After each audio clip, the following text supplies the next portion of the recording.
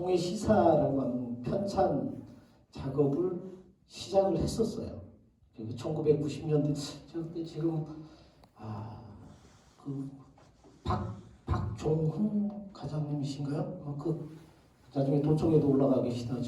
지금은 제가 어떻게 그 연락이 닿지 않는데 그분이 동해시의 새마을 가장을 하고 계실 때 그 초고를 공무원 하시는 분들하고 지역에 있는 분들이 초고를 작성을 했는데 그거를 이제 정리를 하는 거를 부탁을 한번 해서 겨울에 한 40일 정도를 제가 시청에 방을 하나 만들어줘가지고 거기 매일 나와서 정리를 한 적이 있거든요. 근데 그 책이 출간이 안 됐어요. 그 이후에 뭐 정리 이후에 어떻게 됐는지 좀 모르고 또 저는 이제 중간에 그 병력의 의무를 방위를 갔다 왔긴 하지만 병력의 의무를 하느라고 이제 학교를 쉬어서 그 이후에 어떻게 됐는지 모르겠는데 그러다가 이제 90년대 후반에 이 개청 20년이 이제 지금 해서 이제 동해시에서 그때 이제 이른바 이제 지방자치제가 시행되면서 그 무슨 시장님이시죠? 무슨 김인기 시장님 계실 때 이제 그 동해 시사 작업을 그때 했었거든요. 그래서 그때 나온 게 이제 20주년 즈음에서 나온 게 동해 시사의 첫 이제 그 정식으로 출간된 건데 그 작업을 이제 마침 그때 이제 제가 다시 박사과정까지 수료하고 학교에 와 있을 때 저희 학교 연구소에 의뢰를 해서 그 작업들을 진행을 했었거든요. 아마 제 기억으로는 지금 우리 뒤쪽에 계시는 윤정대 그 의장님께서 아마 그때 부의장을 하셨나 의장님을 하셨나 뭐 그랬던 기억이 날 것 같아요. 그래서 많이 도움도 주시고 그 작업이 이제 무난하게 잘 정리가 돼서 아마 여러분들이 보시는 동해시사 98년인가요? 제가 정확한 연도를 기억을 못하겠네요. 2000년대 초반인가 나온 게 하나 있고요. 그러고 이제 그 이후에 다시 이제 30주년이 돼서 동해시 30년사를 이제 또 동해시 차원에서 이제 시작을 해서 그 30년사 작업은 이제 그때 문화원 쪽에서 이제 주관을 해서 할 때 이제 저희가 또 실무적으로 참여를 하면서 했던 기억이 있습니다. 그래서 이러저러 뭐 제가 공부하는 과정 속에서 이런 일들을 참여하면서 솔직히 말씀드리면 경제적인 측면에서도 도움을 받았고 또 공부하는 측면에서도 이제 지역에 대한 다양한 정보들을 또 자료들을 볼 수 있었던 그런 기회가 주어졌던 것 같아요. 그래서 그런 이제 인연들로 이제 동해시와 이제 뭐 제가 강릉에 있지만 이렇게 이 지역에 관련된 정보들을 알고 있고 그런 작업에 참여했다는 아마 연유로 원장님이나 이 사무국장님께서 저를 오늘 여기에 쓰도록 한 것 같아요. 근데 이제 보니까 서두에도 말씀드렸듯이 또 동해 지역은 제가 이렇게 늘상 보면서 이 지역의 역사나 문화를 공부하거나 또는 자료를 수집하려고 지금 동해 역사문화연구회라고 하는 게 굉장히 오래 얼마나 됐죠? 다시 만든 것은 2019년.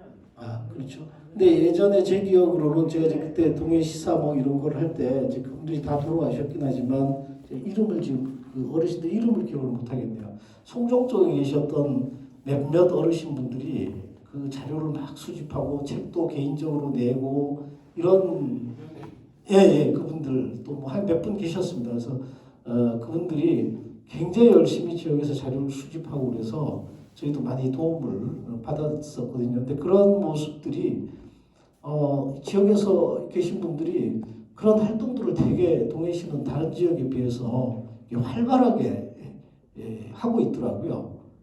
그래서 동해시는 뭐 다른 외부 분들이 보기에 이거 신생도시인데 뭐 이게 여기에 무슨 역사가 있고 뭐가 있겠어라고 이야기를 하면서 좀 이렇게 신생도시라고 하는 이미지가 많이 들어와서 그 부분에 소홀히 할 수가 있는데 그때 그 어르신들이 굉장히 열심히 해서 지금도 뭐 동해 관련된 어떤 뭐 논문을 쓴다든지 이럴 때 그분들이 초창기에 수집해놨던 자료들을 저희가 활용을 가끔 이제 인용도 하고 활용도 하고 그러거든요. 그래서 대단히 그런 활동들이 활발하게 있는 지역이고 아마 지금 동해문화연구회라고 하는 모임도 그런 현상에서 계속 이어져 오는 것 같더라고요. 그래서 이제 저로서는 제가 뭐 도움은 드리지 못하지만 되게 활발한 활동들을 해서 뭐 감사를 드리죠.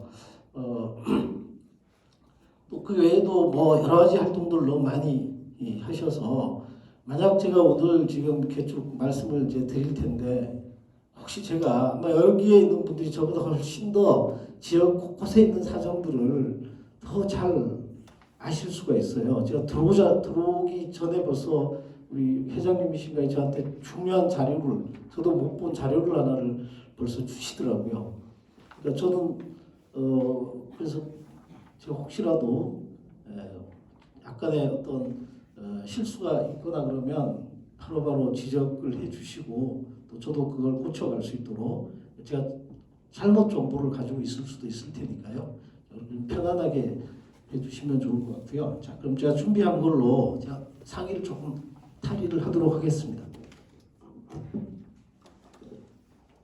되면서 조금씩 이제 그 새로운 도시의 모습을 갖고 가면서 이제 발굴들이 이루어졌는데 우리나라가 그 본격적으로 발굴을 시작하는 게 80년대 중반 이후부터 그러니까 보통 일반적으로는 뭐 86 아시안 게임, 88 서울 올림픽 하면서 이제 경제적인 성장이 이루어지면서 이 문화 부분에 관심을 갖게 되고 그러면서 본격적인 이제 발굴들이 우리 지역뿐만 아니라 우리나라 전체적으로 그렇습니다. 중요한 거는 우리가 잘 알고 있는 문영왕릉이라든지 신라에 있는 천마총이라든지 이런 것들이 발굴을 합시다라고 해서 시작된 게 아니라 도굴이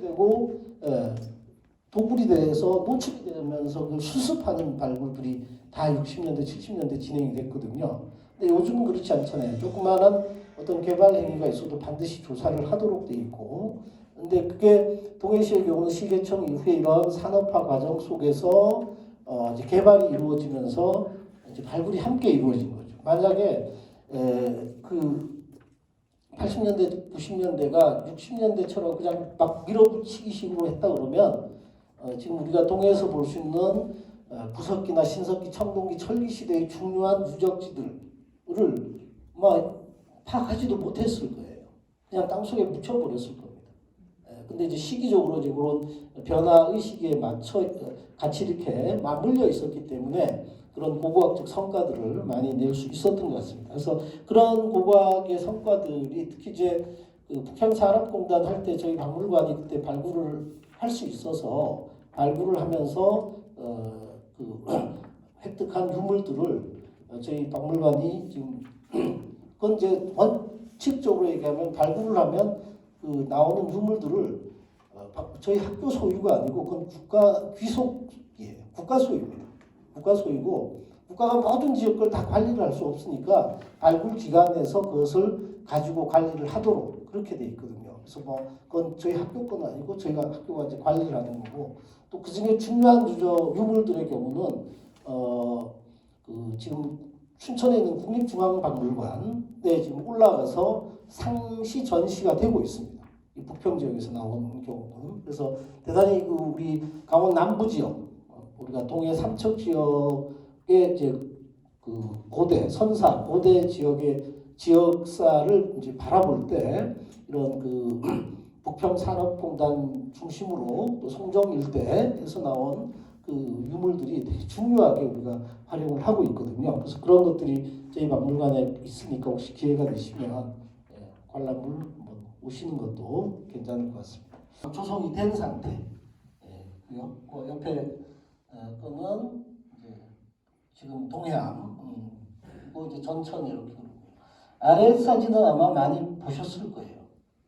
많이 책에도 많이 실려 있더라고요. 그래서 송정 해수욕장 개발되기 전에 모습이죠. 아마 백사장도 넓고 아마 이렇게 전천이 이렇게 흐르고 있잖아요. 그래서 굉장히 여름에 피서지로 아마 곽강을 받았던 그런 지역인데 지금은 여기가 다 뭘로 바뀌어 있죠? 이렇게 다 이렇게 다 바뀌어 있죠, 그렇죠?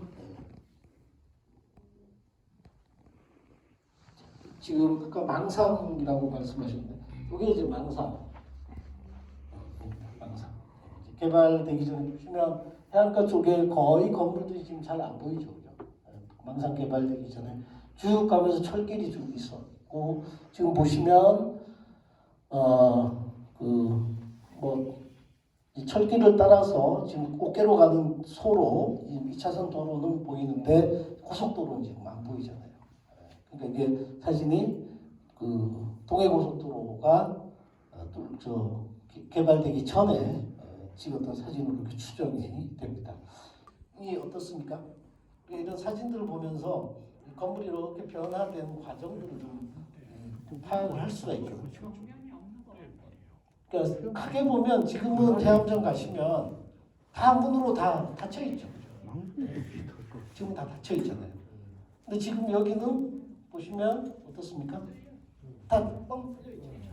뻥 뚫려 있습니다. 아마 이게 해암정의 원래의 모습이 아닐까. 그리고 이건 뭐 일단 제가 알기로 삼척 심시문 중소유이기 때문에 거기에서 이제 필요에 따라서 뭐 지금처럼 이제 문을 닫고 아마 자꾸 사람들이 들어가서 훼손하고 뭐 이런 문제들이 있었을 테니까 뭐 다 이제 한옥처럼 문을 다 페인트로 하면서 다 문을 만들어서 설치를 한 것으로 이렇게 보여집니다.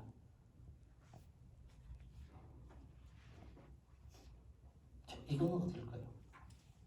왼쪽 왼쪽 사진 하나짜리가 부평 시가지 이렇게 표현이 되어 있거든요. 부평죠. 지금 부평이 뭐 동해시의 입장에서 보면 아파트들이 많이 들어와서 이제 벨타운으로 많이 활용이 되잖아요, 그죠? 그래서 그쪽 일대였던 것 같아요. 오른쪽 두 개 사진은 위에 사진은 어딜까요?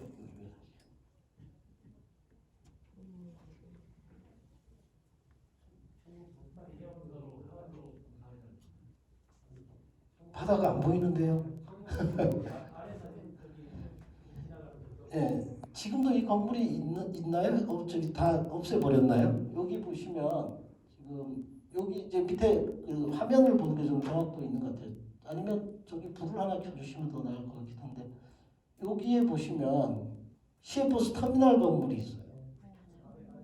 지금 말씀드리면 여기 건물 이게 시외버스 터미널 지금은 사용 안 하죠, 그렇죠? 근데 건물인데 사용은 안 하죠.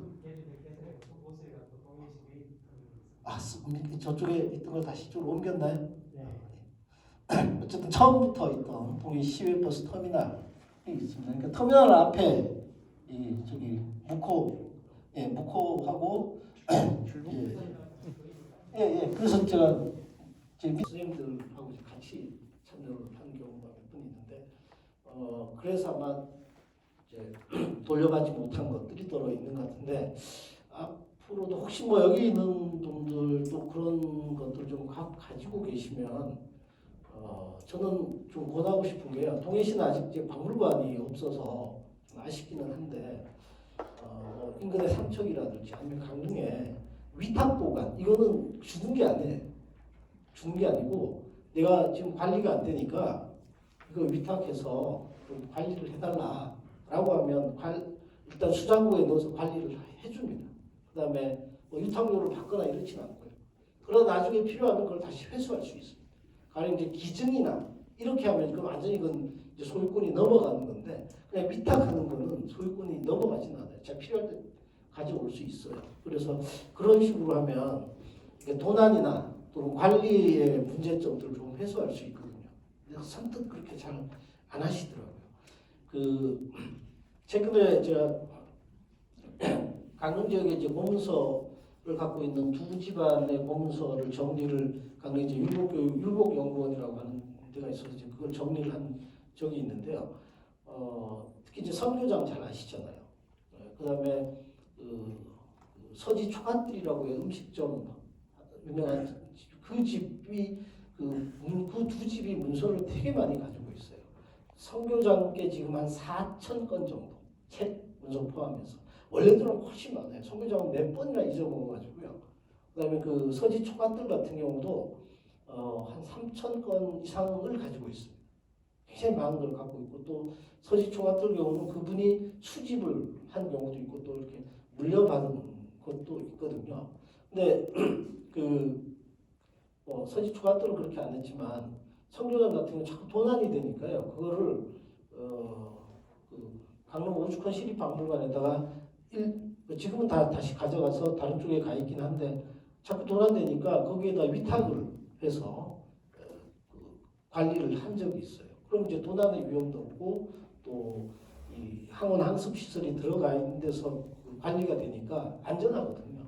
그리고 이제 필요해서 그 선교장은 다시 그 문서를 다 가져갔거든요. 그래서 지금은 아마 그 한국학중앙연구원 장서각으로 아마 옮겨가 있을 겁니다. 장서각이 이제 우리나라 보문서 수집하고 연구하는 거의 그 핵심 기관이거든요. 거기에서 지금은 다 보관하고 있을 겁니다. 그걸 같이 이루어졌던 것들이죠. 뭐 이쪽 거는 이제 그 쌍용양의 위에서인가 항공 촬영한 거 해서 이렇게 찍었던 것 같아요. 예전에 이런 거 찍었으면 대단히 쉽지 않았을 거예요. 왜냐하면 이게 중요한 그 기간 산업이잖아요. 그러니까 이게 함부로 이거 못 찍거든요. 그랬을 때 찍어놓은 거 보면 이게 이제 어떤 간의 협조나 이런 것들이 있어서 가능했던 거로 이렇게 보여집니다.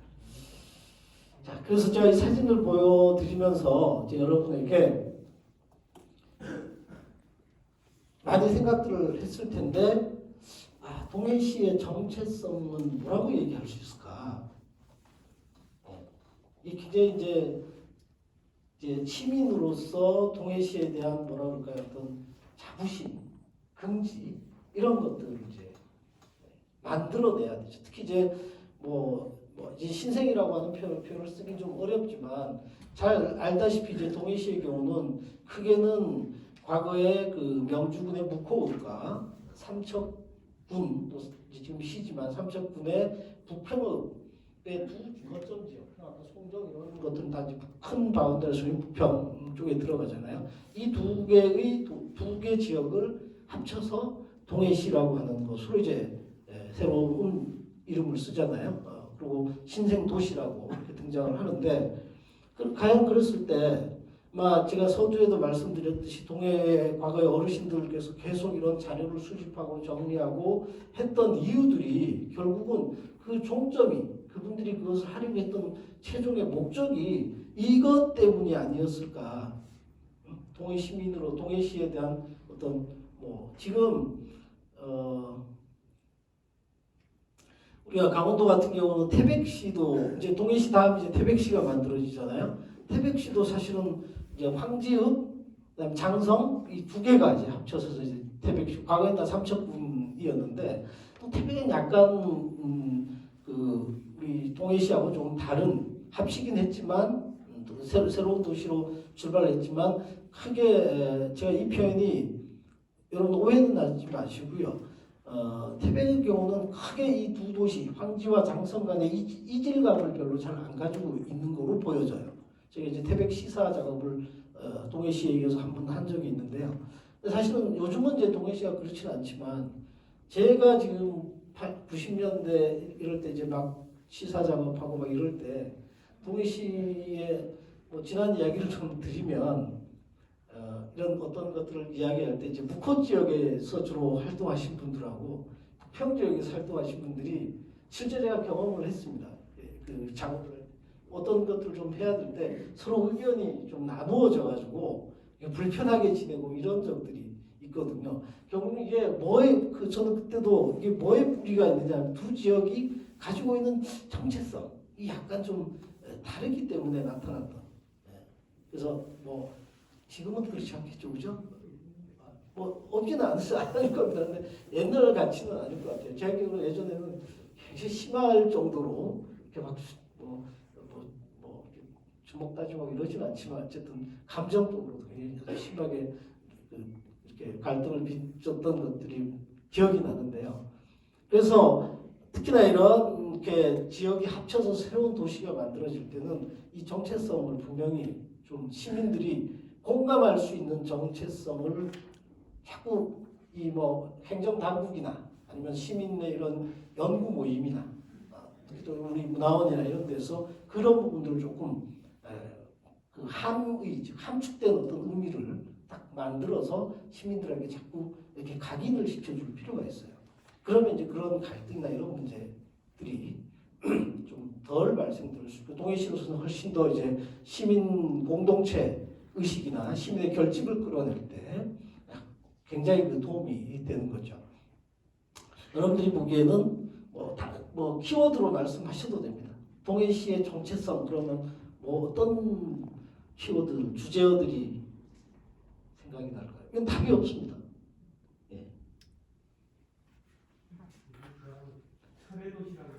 예, 철 말씀하셨습니다. 바다. 예, 바다. 예. 뭐 정체성이 꼭 하나일 필요는 없어요. 하나일 필요는 없습니다. 대한민국 근대 산업의 중심지. 예.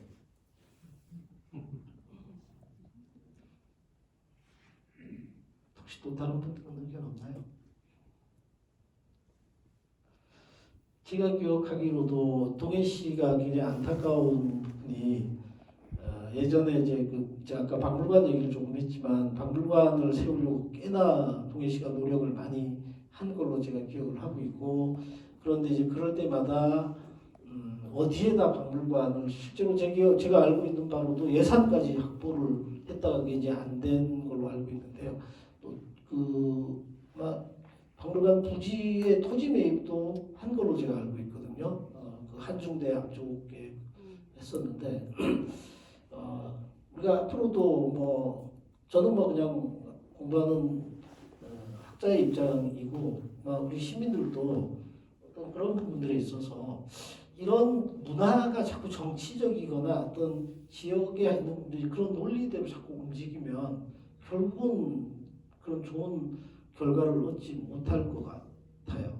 근데 그건 물론 제 개인적인 의견이긴 한데 저는 그때 뭐 직접 참여는 안 했지만 그런 의견도 있을 때 동해를 가장 보여줄 수 있는 게 뭘까? 그래서 제 기억으로는 아마 한섬 인근에 박물관을 지어야 된다는 의견도 있었던 걸로 알고 있습니다. 부지 매입은 안 한 걸로 제 기억을 하는데 근데 동해라고 하는 게 제가 보면 동해의 정체성은 신생도시 이건 정체성이 아니에요. 오히려 야 니네 신생도시인데 뭐가 있어? 이런 질문을 받는 애매한 문제가 등장합니다. 이게 신생도시라고 하는 것보다는 동해시 자체를 가지고 있는 게 지금 저는 뭐 여러분들하고 생각이 거의 같은 게요. 그냥 좀 포괄적으로 얘기하면 산업도시, 산업도시. 그 다음에 바다를 가지고 있기 때문에 해양도시. 전 이 두 가지가 중요한 키워드. 이게 동해의 정체성을 계속 지속적으로 가져가는 데 있어서는 되게 중요한 키워드라고 보여져요. 근데 그렇다고 다른 하지 말라는 얘기는 아니거든요. 근데 지금 우리 동해안에 있는 시군들 보면 다 바다를 갖고 있고, 뭐 산업들 다, 뭐 공단들 다 가지고 있는데 자꾸 너무 뭐 해양 관광 도시, 관광은 놔둬도 저절로 됩니다. 그러니까 관광을 굳이 디테일하게 끼워줄 필요 없이요. 해양 도시로 또 산업 도시로. 우리가 동해안, 묵호항 이 강원도에 있는 강원도 동해안에서 가장 큰 항구 두 개를 가지고 있잖아요. 그만으로도 이미 해양이라고 해서 그냥 가서 헤엄치고 해수욕하고 그 의미가 아니라 결국은 외국으로 나갈 수 있는 그 중요한 거점들이고 또 그 항구를 통해서 지역의 산업이 굉장히 또 이렇게 고리를 가지고 연결될 수 있잖아요. 뭐 그런 측면에서 저는 동해시는 뭐 제 생각이긴 하지만 앞으로도 산업도시, 해양도시 이 부분을 중요한 키워드로 가져가면 좋을 것 같아요. 국가 규속이기 때문에 저희 학교 소유라고 하면 학교가 판단해서 중부도가 있으니까 우리 못 주겠다 이렇게 할 수 있는데 이 발부를 통해서 확보된 것들은 원칙적으로 다 그 개인이나 또는 이 사립대학 박물관이나 사립박물관이 그 소유를 인정받지 못해요. 그러니까 지금 말씀하시는 것도 그 강릉대학에도 박물관이 고고학 쪽이 많아서 이제 여기서 수습 이제 정리한 것들이 많이 가 있거든요. 한림대학도 가 있고 또 우리 대학도 있고. 이거는 나중에 만약 동해시가 그런 부분이 어느 정도 박물관이 조성이 되고 그런 것을 이제 전시할 공간들이 확보가 되면 공공기관이기 때문에 시에서 사립은 좀 어렵습니다. 사립은 어려운데 시에서 문화재청을 통해서 요청을 하면 올 수 있습니다. 큰 문제가 안 돼요. 뭐 학교가 안 내주고 이럴 수가 없습니다. 근데 이제 다만 조건들이 내줄 때 이것이 갔을 때 만약 동해시에 왔을 때 지금 동해시가 아무것도 없잖아요. 근데 달라고 하면 못 줘요. 이건 관리가 안 되기 때문에. 근데 어떤 시스템이 구축되어 있는 상태에서는 가능합니다. 지금 잠깐만요. 국립춘천박물관에 가 있는 게 저희 학교가 소장하고 있던 것들이 지금 올라가는데 그게 그냥 국립춘천박물관이 국가기관에서 야 갖고 와 이게 아니고 그것도 똑같이 문화재청을 통해서 절차를 밟아서 저희가 문서로 남겨놔야 되거든요. 나중에 혹시라도 저희가 그걸 보내줬는데 훼손이 됐다거나 이러면 그 책임 문서를 안 남겨놓으면 그 책임은 학교가 져야 되기 때문에 그런 절차만 밟으면 문제가 없습니다.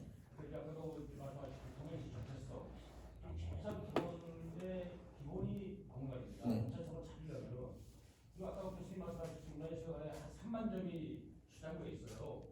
동해 시민들이 이제 박물관을 찾다 해가지고 시민들이 기부한 그 유물들이에요. 크게 뭐 같이 있는 건 아니죠. 그래도 그 부분들을 선을 받더라도 동해시는 꼭 박물관에 있어야 되는데 아직도 건물 하나를 못 주고 있습니다. 참 답답한 일이죠. 시민들 보시면 좀 정말 여기가 돌아온 주로 우리 이 중에서 아마 이걸 여론화해서 해야 될 것 같은 생각이 듭니다. 안타까워요. 이거는 모셔야 됩니다. 이제 박물관 뭐 지금 여러분들이 그 부분에 대해서 말씀을 하시는데 일단은 동해시가 지어서 보여줄 게 없을까요? 그렇지 않습니다. 뭐 동해시만 어느 지역을 가도요. 여러분 우리 저 진품 명품 보잖아요. 저도 가끔 이제 주말에 보는데 어디서 튀어나오지 그렇게 자꾸 튀어나와요. 아직도 이 개인이 소장한 것들이 되게 많습니다. 이 삼척시립박물관이요 1년에 한 두세 번씩 저는 이제 고문서 쪽이라서 다른 쪽은 다른 선생님들이 이제 저걸 하시는데 삼척시립박물관의 경우는 1년에 평균 한 두 번씩이요 그 시 자체 예산을 들여서 이 고문서를 구입을 해요. 근데 거기 보면요 물론 삼척 지역이 아닌 것들도 도로 나오는데요. 매번 가서 이제 저희가 그쪽에 이제 그 감정위원으로 돼 있어서 구입할 때 그걸 해줘야 되거든요. 그 가서 보면 상당히 많은 고문서들가 들어오는데 꼭 보면 이 삼척이나 동해에 관련된 과거 이제 부평 지역이죠. 관련된 것들이 꽤 많이 들어와요. 그러니까 계속 어딘가에 계속 있다는 얘기예요. 이게 노출이 안 됐다는 거죠. 근데 그런 것들을 보면 일단은 뭐 막무가내 얘기는 아니더라도 그런 공간들을 이미 지역 자치단체는 가지고 있어야 돼요. 가지고면서 자꾸 이제 그것들을 뭐가 할 게 없다라고 아니라 충분히 있습니다. 지금 이제 제가 이어서 말씀드리긴 하겠지만 또 말씀하신 것처럼 통해가 지금 제가 산업과 해양이라고 하는 키워드를 넣었지만 그럼 우리가 고대 선사 사회는 어땠을까? 좀 넘기겠습니다. 우리 동해시가 그 구석기, 신석기, 청동기, 철기의 유적지가 물론 지금 다 산업화돼서 다시 덮여 있고 그 개발이 됐지만 그 발굴을 통해서 중요한 것들이 되게 많이 조사되고 보고가 되고 있습니다. 이것도 우리가 단순히 생각하기에 특히 이제 부평과 송정 지역, 부평 산업단지와 송정 지역을 가지고 얘기를 하면 그 지역에서 많이 나왔잖아요. 우리가 그냥 아주 단순하게 생각을 해보면 왜 거기서 그런 것들이 많이 나오지? 우리 역사 선생님 오랫동안 하셨다고 아까 말씀하셔서. 예. 왜 그게 거기서 나오죠? 예, 사람이 살았기 때문에 그런 거죠. 사람이 안 사는 저 산꼭대기나 이런 데서 나올 리가 없죠. 그런데 작은 규모가 아니고 여러분들이 이미 알다시피 대규모의 것들이 나왔잖아요. 제가 부평 산업단지 할 때 저는 이제 고고학 쪽은 아니지만 저희 학교 박물관에 참여를 해서 주말에 가끔 그냥 구경 삼아 저는 와본 적이 있는데 그때 그 인골 사람의 뼈 있잖아요. 인골들도 상당히 많이 나왔어요. 나와서 그게 지금 어디가 있는지 모르겠어요. 우리 대학 박물관에는 없는 것 같고 저희도 그때 뭐 사람들이 결국은 거기가 살기 좋았다는 얘기예요. 살기 좋았다는 얘기죠. 그러면 우리가 근대 산업사회에서는 공장을 짓고 뭐 이런 것들을 했겠지만 고대 구석기 신석기 철기 시대에 가면 그때 사람들의 생업이라고 하는 게 뭐죠? 고기잡이, 그죠? 그다음에 채집, 그죠? 그 사람들이 그 당시에서는 그게 그 당시 사람들의 경제 활동이잖아요. 그러면 이 동해안 지역에서 자 우리가 뭐 지역을 비교해서 조금 뭐하지만 가령 현재의 삼척 그 시가지 있잖아요. 삼척이 지금 시가지가 보면 뭐 물론 고고 유적들이 나오긴 하는데요. 우리가 그냥 단순 비교를 해서 삼척 시가지만 비교를 하셔야 됩니다. 뭐 저 근덕이라 말고 지금 현재 삼척 시내 중심부 거기하고 북평 쪽하고를 그냥 이 고고 유물이 나온 것들을 비교를 하면 어디가 더 많이 나와요? 예, 당연히 이쪽이 많죠. 그 왜 그래요? 예, 사람 살기가 좋은 거예요. 예, 사람 살기 강 있고 바다 있고. 삼척은 똑같은 조건을 가지고 있어요. 50천과 바다를 가지고 있는데 삼척은 보시다시피 바다가 정라진이 있지만 사실 정라진이 없다고 생각해 보세요. 거기가 어떻게 돼요? 거의 백사장 이런 게 없고 다 바위돌들밖에 없잖아요. 그 육평산인가요? 그 평수토잔비하고 척추비 있는 거기도 보면 다 그렇잖아요. 그러니까 바다가 있고 강이 있긴 하지만 멀거는 그 식량은 충분히 그 취득이 가능해요. 근데 주거를 하기가 불편한 지역이에요. 그 실제로도 우리가 그 고대사 그 선사 시대를 얘기할 때 구석기들은 보통 이제 이동 생활을 많이 하는 걸로 이렇게 이야기를 하고 있고요. 신석기 후반에 내려오면서 이제 정착 생활을 하는데 이때는 주로 강가나 바닷가 쪽에 모래밭에 주로 정착을 하잖아요. 뭐 잘 알다시피 이제 뭐 빗살무늬 토기 막 다 그런 것들이 그와 연관해서 설명이 되는데 이 전에 어떤 이 수공업을 했던 흔적들을 찾을 수 있을 겁니다. 뭐 여기 사람들이 지금 아까 봤듯이 철기 시대에 이런 철제 용품들이 만들어지는데 이게 철을 어디 저 먼 나라에서 수입해다가 이걸 만들었겠어요? 여기 자체적으로 생산이 돼서 그걸 가지고 만들었을 거라고 보여지거든요.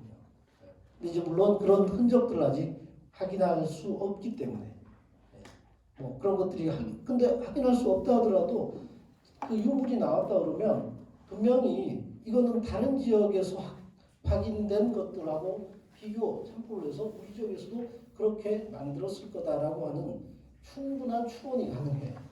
그건 누가 와서 너 만드는 흔적 보여줘봐? 그건 누가 제기할 것도 아니에요. 있는 자체가 이미 만들어졌다는 얘기. 이게 하늘에 뚝 떨어진 것도 아니고요. 예, 그래서 이런 농경문화의 흔적도 볼 수 있고요. 뭐 여기 부곡동 부분은 예, 잘 아시죠? 시청 앞에 지금 옮겨져 있는 고인돌이잖아요. 청동기 시대를 대표하는 그 유물이 이 고인돌이죠. 자, 이건 집자리, 송정동에서 나온 집자리인데요. 이 집자리가 왜 제가 여기다 가져왔냐면요.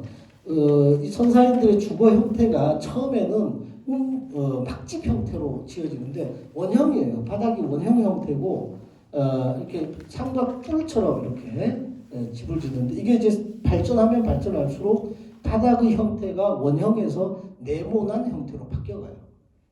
그래서 집도 이제 사각뿔 형태가 이제는 사각형 형태로 바뀌고 나중에 여기는 아니지만 보통 여자형 또는 철자형이라고 해서 한자의 여자 이쪽이죠. 그렇게 되는 거. 그다음에 철자 이런 형태. 출입구가 있고 그다음에 그 공간들이 만들어지는 이런 형태로 이제 주거 형태가 바뀌거든요. 그럼 송정동에서 이런 방형, 이건 네모났잖아요. 이런 방형의 흔적들과 가운데에 이런 이렇게 이쪽 부분 같은 경우는 보면 어떤 불을 피우던 흔적들 이런 것도 이제 확인되거든요. 당시 사람들의 일상생활의 모습들을 확인할 수 있는. 자, 여기 송정동 유적에서 가장 중요하게 언급되는 게 이게 지금 흑백으로 되어 있긴 한데요. 이 고곡하고 여기 옥구슬, 이게 되게 이제 그 중요한 의미를 가지고 있고 고고학계에서는 이걸 보고 하고 이걸 발굴하고 나서 이거는 우리 그 고대 특히 이제 철기 시대로 들어오면 초기 철기 시대 이제 원삼국 시대, 삼국 시대 이렇게 넘어오잖아요. 그 실직국의 정체와 실직국의 어떤 그 활동 지역이 어딜까라고 하는 문제 제기를 했을 때 이 송정이나 북평 지역이 그런 실직국의 중심지 역할을 하지 않았을까라고 하는 그 추정, 이게 문헌에 근거한 건 아니고요. 고고학 이 당시 그 발굴 보고서에 보면 그 발굴했던 연구자들이 그 부분에 대한 문제를 약간은 언급을 하고 있습니다. 그러니까 왜냐하면 이런 것들은 사실은 일상용품이 아니고 사치품, 귀중한 용품들이거든요. 그러니까 그러면 이거는 최소한 경제력과 어떤 그 사회의 지배력을 갖고 있는 사람들의 것이라고 우리가 추정이 가능하거든요. 쉽게 생각해서 뭐 요즘도 마찬가지잖아요. 그렇죠? 그러면 이것은 그래서 여러분들이 혹시 꼭 이해를 할 때 제가 이제 이 말을 굉장히 조심스럽게 하는데요. 어떤 교수가 와서 특강을 하는데 송정 북평 지역에 이런 구슬류 이런 것들이 있어서 여기가 실직국의 중심이야라고 이야기를 하더라라고 하면 큰 문제가 생깁니다. 그런 개연성이 있는 거예요. 아직 종합적인 다른 것들도 다 검토가 돼야 되거든요. 근데 이제 조금은 그 당시의 고고학자들이 그 부분을 얘기를 할 수 있었던 이유 중에 하나가요. 아까 제가 삼척 그 읍내하고 이쪽을 좀 비교했듯이 삼척은 이런 뭐랄까 자연 조건 자체가 생활하기가 편리한 조건이 아니에요. 지금도 뭐 저도 삼척에 뭐 일 때문에도 가고 그러지만 50촌이 지금 이렇게 직선화가 됐잖아요. 과거에는 이렇게 안쪽으로 이렇게 돌아와서 이쪽 제가 지명을 잘못 그 터미널 뒤쪽이라고 그래야 되나? 이렇게 해서 나가잖아요. 근데 나중에 이걸 직선화 시켜놨는데 그걸 이렇게 가만히 생각해 보면 삼척은 뭐 자연경관은 우수할지 모르지만 이 선사시대 사람들이 이 기술이 발달되지 않은 상황에서 이 생업을 하거나 주거를 할 수 있는 그런 유리한 조건들을 안 가지고 있어요. 전혀 없다 이건 아니고 안 가지고 오히려 이제 그 조건들이 좋은 것이 북평과 송정 지역이죠. 여러분들은 어떤 생각을 갖고 있는지 모르지만 저는 처음에 이런 문제들이 제기됐을 때 이건 지역의 문제가 아니에요. 특정 시군의 문제가 아니에요. 동해안에 있는 적어도 강원도라고 하는 바운더리 안에서 강원도의 동해안 지역에 있는 시군들이 다 공유해야 될 부분이에요. 그러니까 잘 알다시피 이 문제 때문에 강릉하고 삼척하고 조금 강릉이 중심이다, 삼척이 중심이다, 시끄러운 적들도 있고 그러잖아요. 근데 이 사부가 실직국에 있다가 나중에 하슬라 군주가 되잖아요. 그럼 당시 하슬라는 현재의 강릉 지역이 하슬라라고 하지만 중심이 거기고 하슬라가 그러면 관할했던 지역이 어디냐? 그건 넓게 봐야 돼요. 되게 일반적으로 하슬라의 관할 지역은 지금 울진 그 전환 지역부터 해서 강릉 이북 양양까지 아직 이제 그 6세기 초반은 신라가 저쪽 그 함경도까지 올라가기 전이기 때문에 보통은 이제 강릉 이북 좀 더 넓게 잡는 경우 학자들의 경우는 고성 이 정도까지를 이제 잡는데요. 어쨌든 하슬라주의 지금 현재 강릉시의 범위하고는 전혀 다른 개념이거든요. 예. 그래서 넓게 보면 그러면 이 우상국을 복수할 때 군대를 수군을 동원해서 갔을 거 아니에요. 그럼 삼척에 있는 사람만 데리고 갔을까요?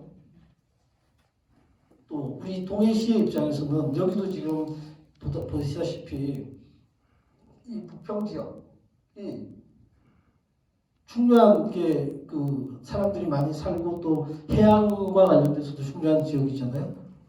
이 지역에도 분명히 이런 수군들이 있었을 거라고. 이게 문헌에 없으니까 문제가 되지만 충분히 가능하거든요. 또 강릉 지역에도 있었을 거예요. 이걸 모아서 갔을 거예요. 그렇죠? 그러면 우리가 좀 동해시 입장에서도 이게 동해시야라고 주장을 하라는 의미는 아니고요. 이 부분에 대한 자부심도 가질 필요가 있는 거예요. 이 삼척의 전유물이 아닙니다. 우리도 충분히 같은 바운드 하슬라주 범위 안에 들어와 있거든요. 이 시기에. 그러면 삼척 우리 동해 지역도 이 이사부 복속하고도 이사부의 우상국 복속하고도 관련이 전혀 없는 것이 아닙니다. 이 부분도 저는 자부심을 가져야 된다고 봐요. 이건 삼척에서만 하는 거니까 우리는 관심 없어. 삼척 분들은 싫어하긴 하겠지만 삼척도 그렇게 하시면 안 되죠. 동해안 시군들이 물론 이걸 선양하려고 그러다 보니까 이제 좀 주도적으로 해야 될 그 자치단체는 필요하겠죠. 그러나 이렇게 이런 어떤 역사적인 이해의 측면에서는 특정 시군이 이거는 우리 거야 이렇게 주장할 거리가 지금 안 되는 거죠. 적어도 동해안에 당시로 보면 지금 현재 기준으로 삼척 지금 현재 동해시 강릉시 정도는 이걸 공유해도 크게 문제가 되지 않는. 이거 우리 지역도 여기 이사부의 우상국 복속에 관련 있는 지역이라고 얘기를 할 수 있는 거예요. 그건 잘못된 얘기인데 그럼 그 사람이 잘못된 거죠.